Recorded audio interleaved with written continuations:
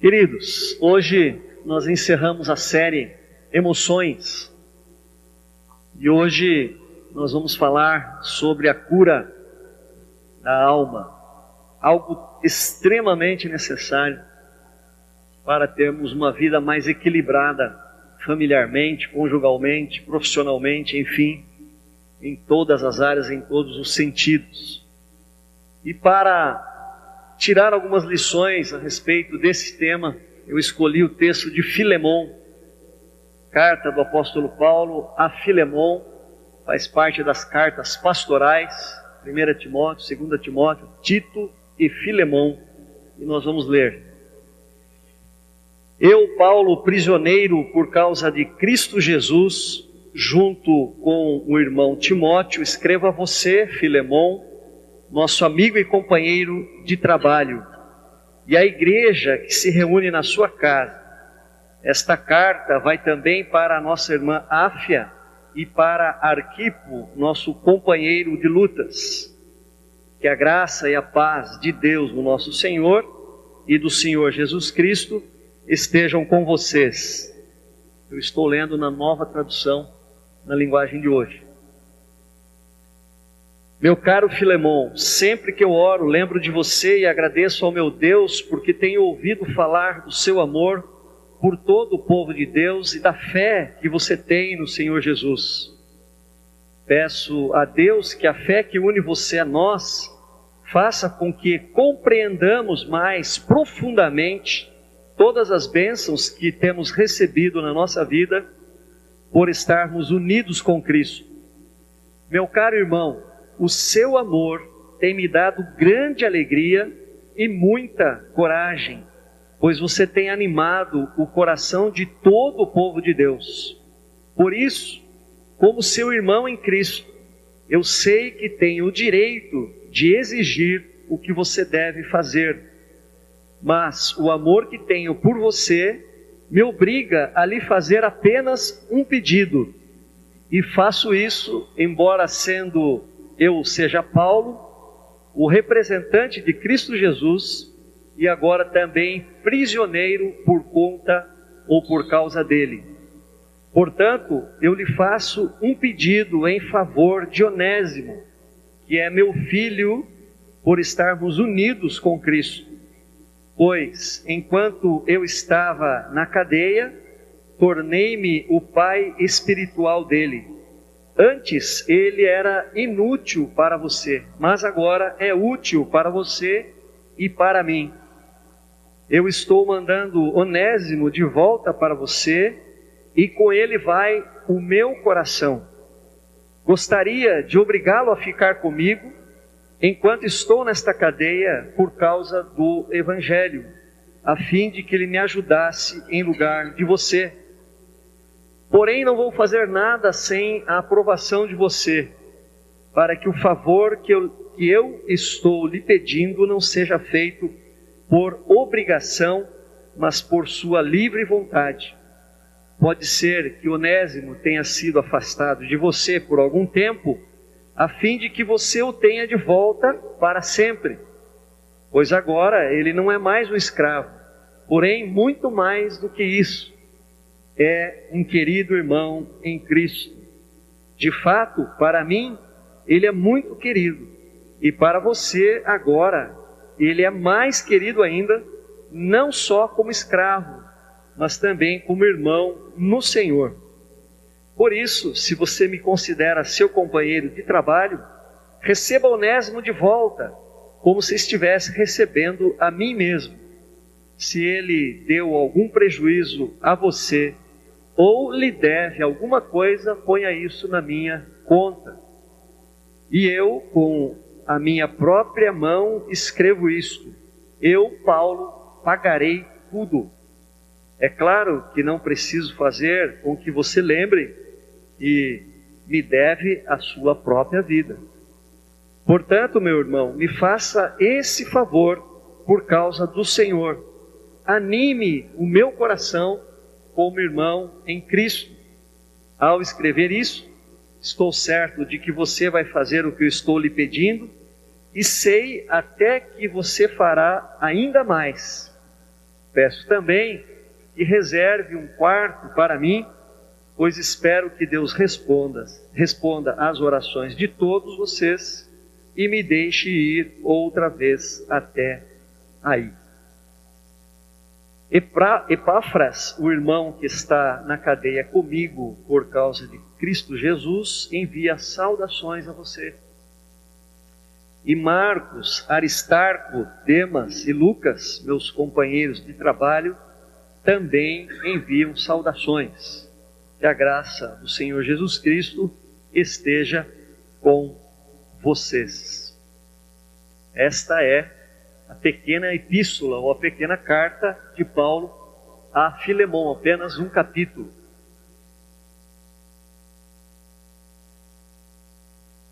Queridos, quando nós falamos de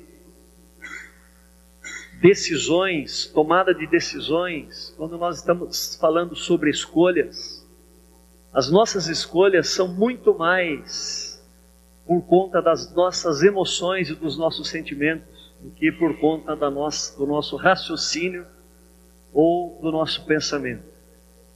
Não sei se você já leu alguma coisa sobre isso, mas nós decidimos muito mais por aquilo que está dentro do nosso coração do que aquilo que está dentro da nossa mente. Um estudioso do comportamento humano, o professor Fachin, ele diz assim: a verdade é que as escolhas racionais são muito raras. A falta de conhecimento de um lado e a preguiça mental de outro lado, inerente ao animal homem para poupar energia, não nos deixam raciocinar como seria necessário para vivermos nesse mundo tão complexo que criamos ao nosso redor em tão pouco tempo. Ele é um expert na área de marketing, de venda, ministra cursos aqui no Brasil, fora do Brasil. E ele diz que, eminentemente, as decisões racionais são muito poucas. A maioria, sem dúvida, são decisões as quais nós invocamos os nossos instintos mais primários, ou seja, os nossos sentimentos. Ele conta, por exemplo, que dezenas de milhares de contatos que ele fez de vendas, muitos e muitos, o comprador dizia para ele: olha, você sabe, a coisa está difícil, a situação da empresa está assim, e vai para cá e vem para lá, e a pessoa, o dono da empresa, ou o comprador, faz todo aquele desabafo. Ele estende a caneta e fala assim: então vamos assinar o pedido, e a pessoa assina o pedido. Ela acabou de se contradizer com tudo aquilo que ela falou, mas ela desabafou, ela conversou, ela respirou fundo, e aí ela estava pronta então para assinar o contrato e aceitar a proposta que ele vinha fazer naquele dia. É interessante, queridos, que o medo não é algo racional do nosso raciocínio, mas nós decidimos pelo medo. O medo nos leva à ação.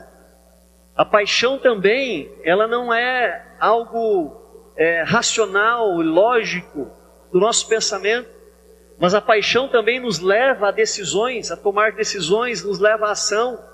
Assim como a gratidão, a antipatia, a inveja, a crença. A crença nós mesclamos, também a razão, nossa fé também é racional, mas muito daquilo que nós cremos também não tem a ver com a razão. Assim como o estresse, assim como as superstições, eu fico às vezes querendo mudar de canal, mas não tenho opções de não assistir a Copa com o Galvão Bueno. Misericórdia que o homem é supersticioso. Não, porque quando o Brasil foi campeão, ele usava a camisa azul. Não, porque olha, quando o Brasil empatou o primeiro jogo, a única Copa que ele empatou o primeiro jogo, ele foi campeão. Ele fica procurando detalhes para tentar amarrar, para agora vai. Misericórdia.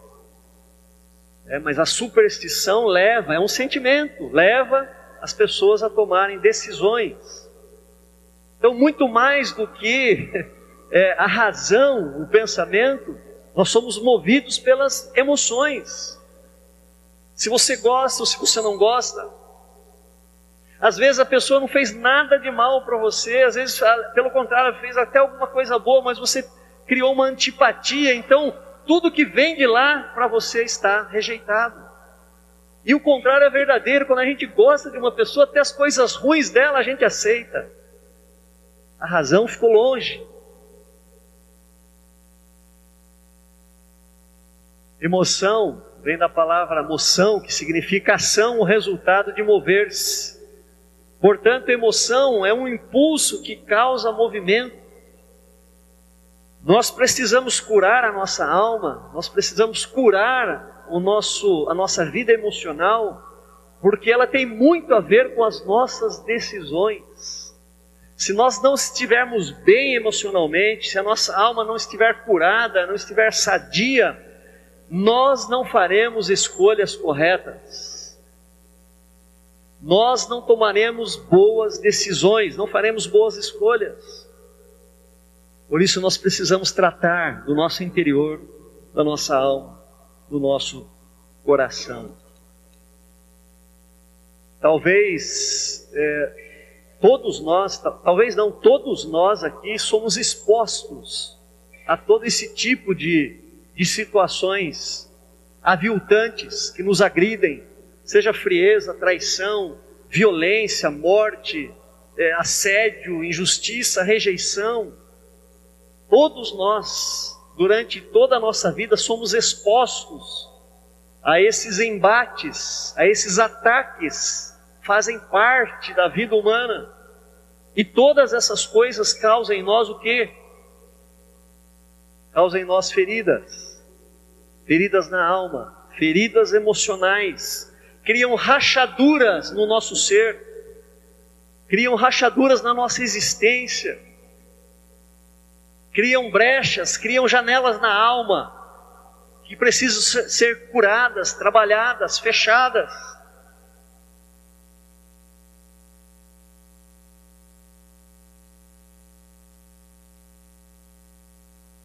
E algumas pessoas, quando enfrentam situações dessa maneira, elas tomam alguns caminhos equivocados. Espero que não seja o seu caso.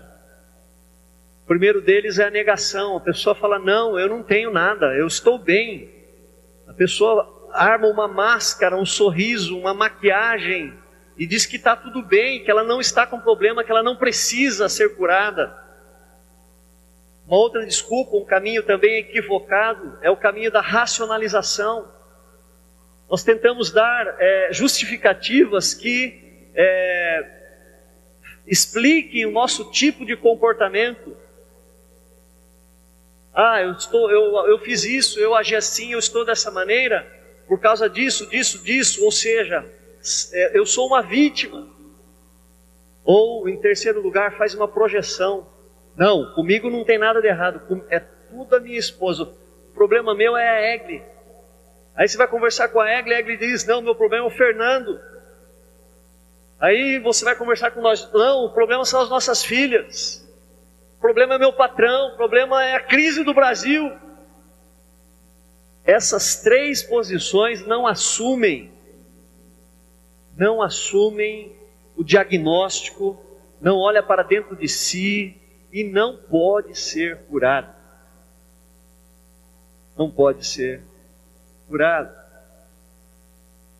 A nossa vida, eu tenho falado bastante isso quando faço aconselhamento pastoral. Nós temos visto hoje uma sociedade que não quer sofrer. Uma sociedade que o sofrimento parece que é algo escandaloso. Ninguém quer sentir dor.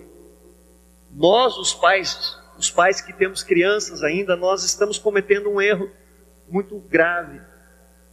Nós damos tudo aos nossos filhos e os protegemos de sofrer. Está errado. Nós tivemos a perda do nosso irmão esta semana, querido Edson Gordeto. E havia crianças no funeral, e eu não sei quem que comentou, falou: nossa, uma criança tão pequena vindo aqui e tal. Eu falei: não, tem que vir mesmo. Tem que vir mesmo, porque esta é a vida. Nós não podemos fantasiar. Tem que chorar, vai experimentar. Nós precisamos passar pelo sofrimento natural. O sofrimento é natural. O sofrimento existe. Jesus falou: no mundo passareis por aflições. Mas parece que nós vivemos uma sociedade que é proibido sofrer, não pode. E para não sofrer, nós vamos largando portas abertas para trás. É preciso ter coragem, queridos, coragem para voltar atrás e fechar as portas, fechar os ciclos, fechar as situações mal resolvidas. Nós não podemos, como cristãos, viver o hoje, deixando coisas e coisas e coisas destroçadas lá atrás. Não podemos. Precisamos ter coragem para chegar e ir fechando as portas que nós deixamos abertas. Este é o processo de cura da alma. Isto é necessário. Fazer o que deve ser feito, fazer o que é certo. O apóstolo Paulo está dizendo a Filemão, ele escreve esta carta somente para isso, né? Por isso, se você me considera seu companheiro de trabalho, receba Onésimo de volta, como se estivesse recebendo a mim mesmo. O objetivo da carta do apóstolo Paulo é exatamente fechar uma porta. Por quê? Porque Onésimo havia sido escravo de Filemão.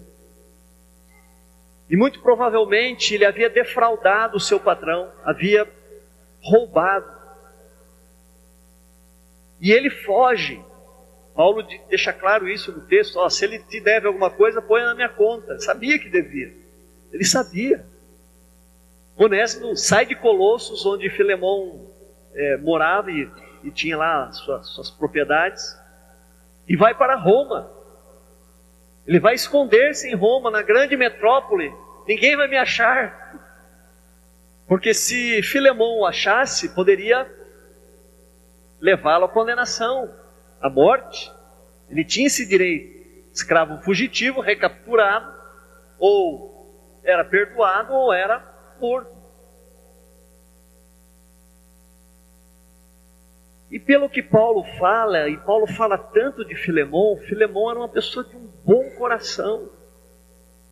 Pelo que Paulo fala de Filemão, certamente Filemão tratava os seus escravos com equidade, com justiça e com bondade. Mas ele foi traído por Onésimo. Mesmo tratando bem, cuidando dos seus servos, Filemão o roubou. Isso foi uma traição. Foi um pagamento de bondade com ruindade, um pagamento do bem com o mal. E ficou esta brecha entre essas duas pessoas. Mas Deus é soberano. Deus é soberano e fez com que, de alguma forma, Onésimo caísse na cadeia onde Paulo estava preso. Vocês conhecem Paulo, né? Paulo não perde tempo. Paulo evangelizou Onésimo. Caiu na rede, é peixe para Paulo. Passou perto dele e se torna cristão. E Onésimo então se torna um cristão. E Paulo escreve essa carta então recomendando que haja uma reconciliação entre Filemão e Onésimo, para que haja uma quebra ou uma religação daquela ruptura mal feita entre essas duas pessoas. Afinal, agora Onésimo também é cristão. E cristão com cristão não pode haver divisão. Vamos falar sobre isso daqui a pouco, né? Então a cura da alma passa pela reconciliação, passa pelo perdão, passa pelo acerto de contas. E aí eu pergunto para você nessa noite: onde você foi ferido? Ou onde você foi ferida? Como que você tem trabalhado a tua alma, o teu interior? Como que você tem caminhado? Quais são as tuas experiências? Onde precisa ser consertado, mudado, transformado?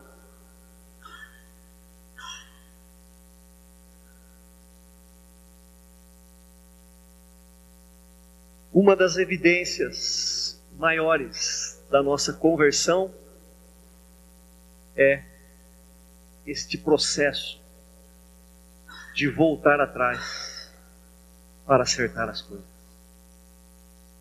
Nós recebemos aqui no encontro do nosso presbitério um pastor, amigo meu, lá do Rio de Janeiro, que estava há 25 anos na mesma igreja.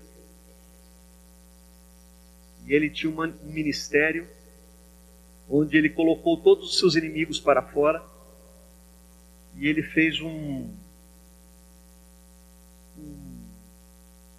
conluio de todos os seus amigos, no qual ele se blindava para liderar essa igreja. 25 anos, mesma igreja. De alguma forma, Deus, na sua bondade e soberania, o levou ao encontro de pastores. Naquele encontro, Deus abriu a sua mente e o fez enxergar toda essa maneira de levar o ministério pastoral na base da política, das alianças. E Deus provocou nele um profundo arrependimento, queridos. Ele disse que ele se converteu nesse retiro. Voltando para a sua igreja, ele foi de pessoas a pessoas, inclusive algumas que já estavam fora da igreja, pedindo perdão e buscando a reconciliação. Em 2 anos, a igreja dele está experimentando um crescimento que não teve em 25 anos. A grande evidência de que nós somos cristãos é a capacidade de olhar para trás, ter a coragem de voltar e fechar as portas que ficaram abertas.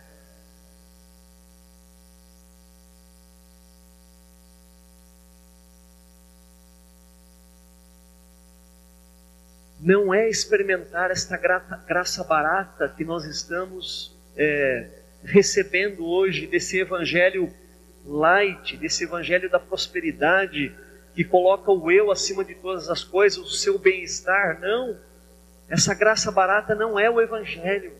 O evangelho é o evangelho do arrependimento.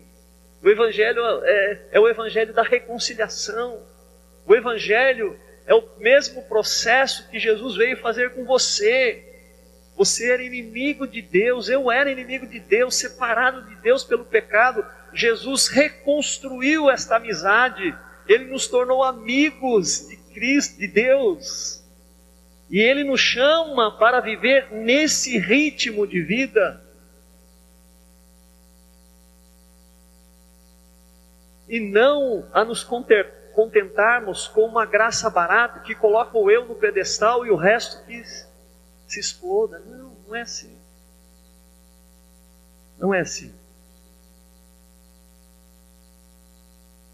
Lutero disse que todos nós somos onésimos. Todos nós somos onésimos. Todos nós somos pecadores. Todos nós ferimos pessoas. E eu acrescento aí também que todos nós somos Filemon bons. Somos iguais, também fomos feridos. Agora, todos nós somos onésimos, mas nós temos também de entender o exemplo dele. Quem você acha que iria levar essa carta para Filemon? Onésimo? Correndo o risco de ser morto? Ele assumiu o desafio de Paulo de curar as feridas, de curar a alma, de fechar os ciclos. Ele é um exemplo para nós do que não se deve fazer, mas também do que se deve fazer.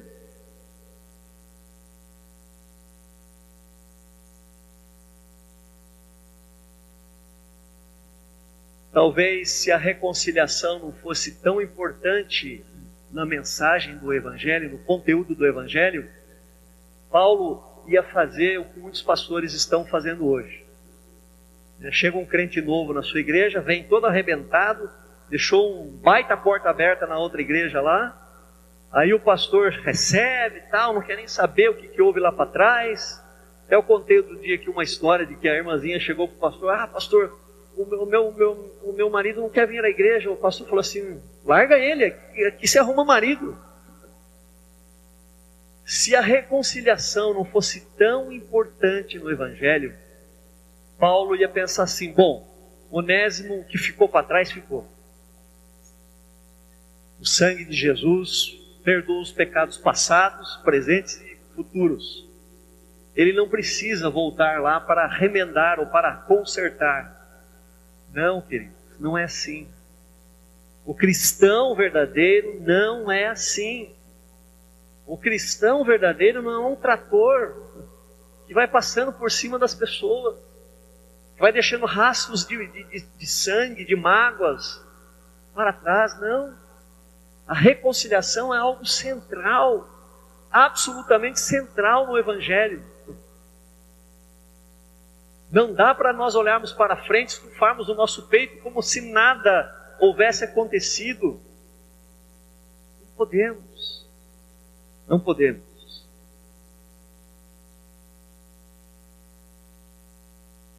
Então, por que perdoar e por que reconciliar? Para sermos curados. Cura das emoções, cura da alma, saúde emocional que provoca saúde física, e doença emocional provoca doença física, precisa ser curada com reconciliação e com perdão. Isso é absolutamente urgente para mim e para você. Sabe por quê? Porque nós somos irmãos, participamos da Santa Ceia aqui todo mês, não é? Agora, Paulo, ele traz algumas razões pelas quais o Filemão deveria receber o Onésimo de volta. E essas razões pelas quais Paulo está persuadindo Filemão a reconciliar e perdoar e aceitar Onésimo, são as mesmas que Jesus vai falar para você nessa noite. A primeira delas é essa: porque tem ouvido falar do seu amor por todo o povo de Deus e da fé que você tem no Senhor Jesus Cristo.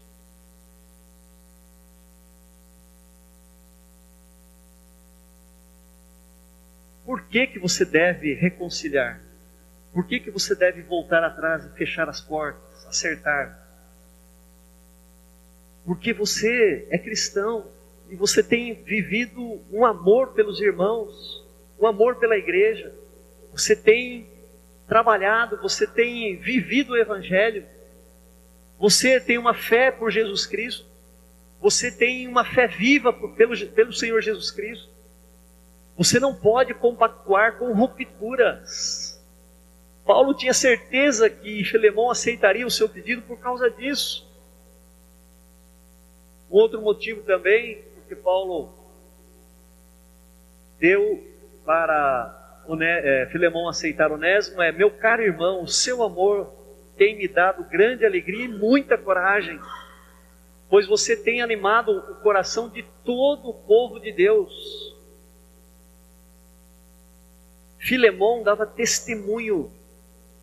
Filemão, ele demonstrava frutos do Espírito Santo, como alguém que dá testemunho da sua fé, e como alguém que manifesta frutos do Espírito Santo, os quais Paulo experimentou ele mesmo. Ele tinha uma fé prática, uma fé que agia, não uma fé de boca. Como que uma pessoa que vive nesta dinâmica da sua fé pode permitir que haja ruptura no seu relacionamento com um irmão? Paulo também apela para um outro argumento. Ele diz: pode ser que Onésimo tenha sido afastado de você por algum tempo, a fim de que você o tenha de volta para sempre. Paulo está dizendo assim: olha, os pensamentos de Deus, eles são mais altos. Deus é soberano. Deus permite que certas coisas ruins aconteçam em nossa vida, porque ele tem um propósito maior. Lembram de José? E todo o sofrimento que José passou, havia um propósito maior, de salvar o povo de Israel, na seca, na fome. Foram para o Egito, foram salvos. A tua história está dentro de uma grande história. Isso eu vou colocar no meu livro. A tua história de vida particular está dentro de uma grande história, chamada História da Salvação. E Deus não desperdiça absolutamente nada. Nada do que você passa, nada do que eu passo, está fora da visão e de um propósito de Deus. E Paulo apela para isso. Falou, olha, quem sabe ele fugiu de você, mas agora você vai ter uma pessoa muito melhor. Antes ele era inútil, agora ele é útil. Porque ele é convertido, ele está com uma mente renovada, ele nasceu de novo, ele é uma nova pessoa. Mas o argumento de Paulo, de fato, para mim ele é muito querido, e para você agora ele é mais querido ainda, não só como escravo, mas também como irmão no Senhor. Quando nós estamos falando de cristãos, nós estamos falando de um corpo de Cristo. Pode o corpo de Cristo estar dividido? Não pode. Não pode. Se você e a pessoa que você tem problema, ou que eu tenho problema, também é um cristão, e nós não nos acertamos, nós estamos dividindo Cristo. Nós estamos dividindo o corpo de Cristo, indivisível. Nós estamos dividindo. Na verdade, a minha fé é a mesma fé, a minha direção é a mesma direção, eu estou caminhando em direção ao céu, ele também está. Nós estamos na mesma família, a família de Deus. Não pode haver ruptura. Não pode haver ruptura no corpo de Cristo. Não pode haver. Olha só. Portanto, o olho não pode dizer para a mão, eu não preciso de você. E a cabeça não pode dizer aos pés, não preciso de você. Queridos, isto é sério. Isto é muito sério. Não dá para a gente ir mascarando. Não dá para a gente ir levando com a barriga. Quantos casais estão na mesma casa, mas não estão unidos?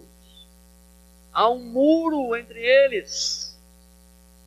Existe mágoa, existe falta de perdão, amargura, frieza, indiferença. Estão servindo a Cristo. Estão na igreja. Estão tomando Santa Ceia. Não é à toa que há muitos doentes entre vós, diz Paulo aos Coríntios, que estavam fazendo a coisa de uma maneira errada.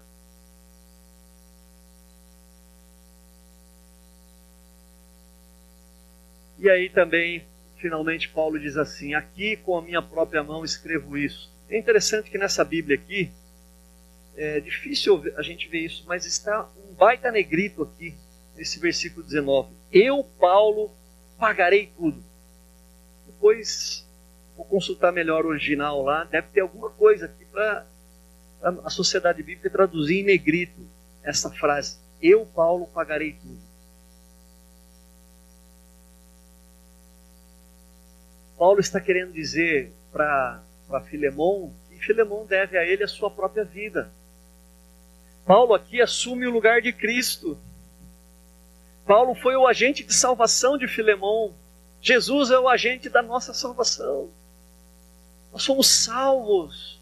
Ele é o nosso Redentor. Ele abriu as janelas do céu. Ele exige isso de nós. Nós devemos a Cristo isso porque Ele nos perdoou. E a dívida que Jesus nos perdoou é muito maior, amados, do que a dívida que o meu irmão tem comigo, ou de que eu tenho com ele. Todos nós somos devedores a Cristo. E se devemos a Cristo, então nós devemos, no mínimo, obedecer o que Ele nos pede. de amarmos uns aos outros, de perdoarmos uns aos outros, de carregar os fardos uns dos outros. Essa é a realidade do Evangelho. Agora, o que acontece quando não há reconciliação? Uma vez eu vi uma coisa muito interessante. Havia 2 irmãos na igreja que não se davam. E era conhecido da igreja essa picuinha entre os dois. Era muito conhecido na igreja essa briga entre os dois. Um dia o pastor, acho que ficou cheio dessa coisa, chamou os dois. Olhou bem para os dois e disse assim: olha, vou dizer uma coisa para vocês. Qual dos dois não estará no céu? Como assim, pastor? Peraí, calma. Como assim? Eu vou para o céu. O outro falou: eu também vou. Ele falou: não. Um dos dois vai para o inferno, o outro vai para o céu. Ou os dois vão para o inferno. Porque desse jeito que vocês estão vivendo para o mesmo lugar, vocês não irão. Pelo menos no céu. Não tem como. Não tem como viver, queridos, sem reconciliação. É o céu e o inferno.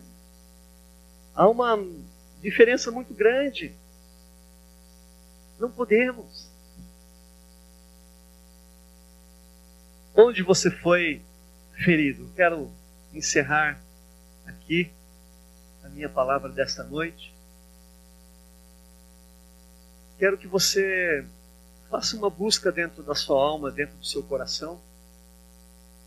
Peço que você sonde se durante a minha fala aqui Deus trouxe alguma coisa que veio à tua mente, ao teu coração, e o Espírito Santo faz isso. O Espírito Santo nos faz lembrar. Este é um dos papéis do Espírito Santo. Eu quero que você apresente diante de Deus isso. Não sei exatamente o que você passou, mas você precisa identificar. A primeira coisa, você precisa identificar. Feche os seus olhos. Deixa a sua mente ler o seu coração nesta hora.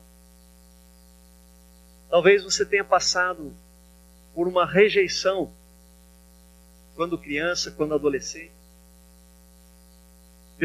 por seu pai, ou tenha sido rejeitado pela sua mãe. Talvez o teu pai tenha te abandonado, tenha saído de casa. Talvez o teu pai não saiu de casa, mas aquele apoio, aquela força que você sempre esperou dele, ele não te deu. Talvez o amor e o afeto que você tenha esperado de sua mãe, você não recebeu. Talvez você tenha sido uma pessoa que tenha recebido muitas críticas sem amor. Sem amor. Talvez você tenha vivido a sua vida completamente sem elogios, só cobranças. Talvez você tenha passado por uma traição conjugal que fere profundamente a alma. Talvez você tenha convivido muito tempo com frieza ou indiferença daquela pessoa que você esperava amor. Talvez, como foi falado pela manhã aqui pelo pastor Isaías, um xingamento no meio na frente das pessoas te depreciou, te colocou para baixo, fez com que você não acreditasse em você. Quem sabe uma depreciação, uma exposição pública, quem sabe morte precoce, perdas, luto, tenho machucado teu coração. Há diversas outras situações que você pode ter passado. E nessa noite você precisa identificar. Agora, identificando, você precisa trazer tudo perante a Jesus. Jesus é o amado da nossa alma. Jesus é o nosso Redentor. Você deve levar todas as suas feridas à cruz. A cruz é o ponto de encontro entre a justiça e a graça, entre o perdão e o pagamento. Na cruz nós somos perdoados. Na cruz é feito justiça, porque Jesus é a nossa justiça. Não é o que eu quero, é o que Jesus fez. Ele morreu pelos meus pecados, assim como morreu pelos pecados daqueles que me feriram. A cruz é o ponto de encontro entre o perdão e a graça, entre a justiça de Deus e a graça. Então apresente diante de Jesus aquilo que fere o seu coração nesta noite. Ele é o pastor de nossas almas, o nosso bom pastor, que tira todos os fardos, que perdoa, que traz renovação a cada um de nós.